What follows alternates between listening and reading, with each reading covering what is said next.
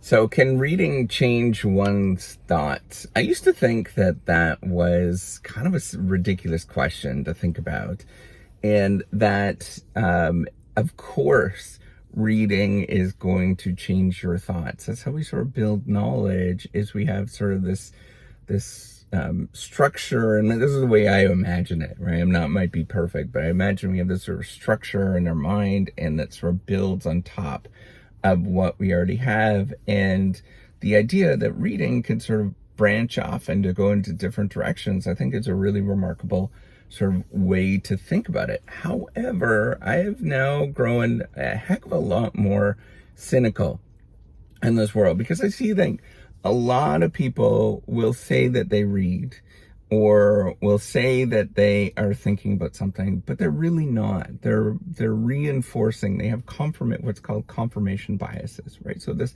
idea, we have these beliefs, and we already have these pre-existing beliefs, and then we sort of look for the world around us to build on top of these pre-existing beliefs. So I think ultimately the question is a lot like all the other self-help stuff, right? And it depends on your personality. It depends who you are and how you grew up in many different ways.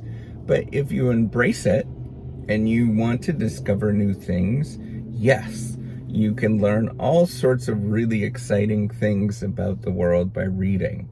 But I think a vast number of people, a large number of people, will not learn anything by reading more and more and more. And the reason is that they don't have the personality, they don't have the traits, the whatever, all these different kinds of things that will allow them to absorb any of this knowledge and to think about it and to process it. And I think that's the key thing, is that it's just such a weird thing to me to sort of think about, and it goes against all of my thoughts. But if you are not open to it, if you're not thinking about it, if you're not suggesting in your mind that I can explore anything and everything, then you're unlikely to see where you're going to go. And the other thing is, so one other thing that I think is really incredibly important is you don't know what to read to learn into different directions. You don't know what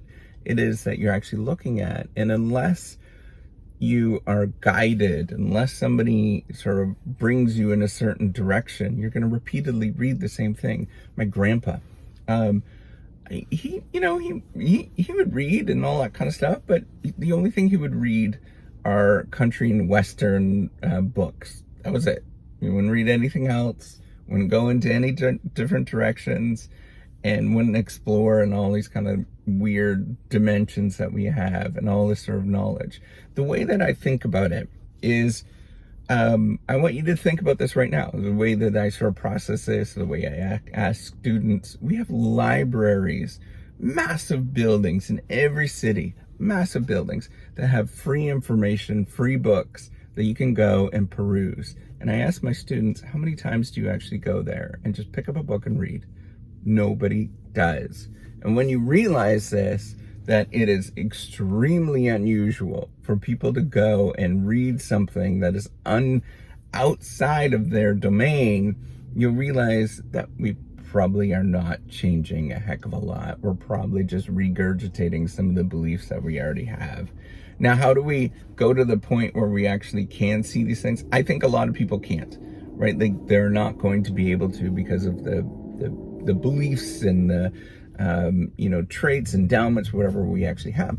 But for those that are willing to do this but feel uncomfortable when they're doing this, I think what you do is you read close to your domain, and then you branch off just slightly and go into weird dimensions. So my grandpa used to read country and western books.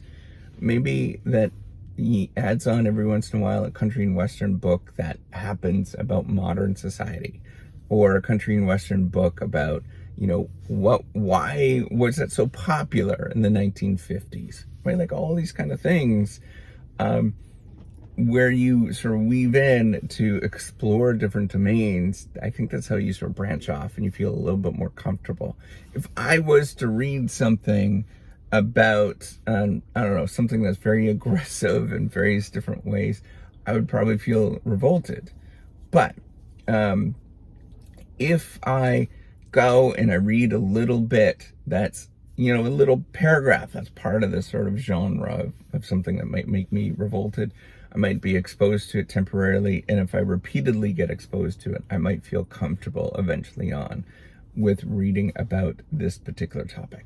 So hopefully this helps you out. All right, take care and have a wonderful day. Bye.